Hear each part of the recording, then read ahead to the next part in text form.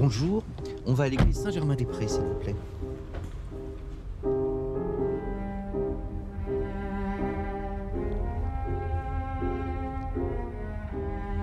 Ce qui est beau dans cette mise en garde du Christ, c'est qu'il renvoie à une piété qui n'est pas simplement une piété de stricte observance ou de respect d'un certain nombre de rites et traditions, mais au contraire qui est un geste du cœur.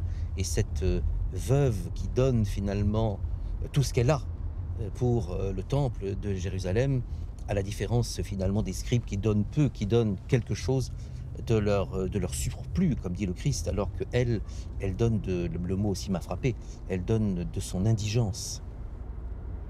Je pense que la littérature, justement, c'est se défaire des prescriptions, c'est aussi se défaire des institutions.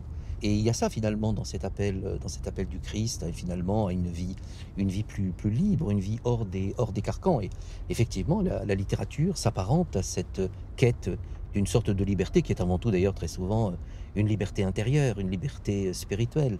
Les scribes se montrent aux premières places, il arrive que les écrivains le fassent, mais le plus souvent, les écrivains sont dans leur bureau, dans leur laboratoire central, dans leur cabinet de travail ou dans leur bibliothèque. Bernadette Soubirous, c'est une jeune femme tout à fait merveilleuse, pugnace.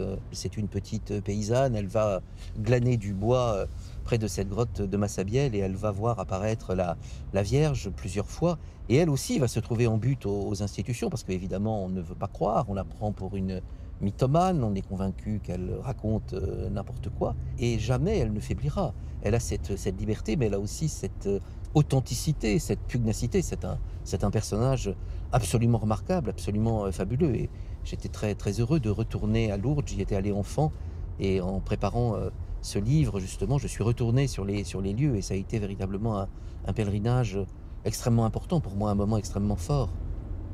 On arrive à Saint-Germain-des-Prés, c'est une église que j'aime beaucoup, c'est l'église du quartier des écrivains et c'est pour cela que j'ai choisi cette destination. Au revoir et je vous souhaite à tous un bon dimanche.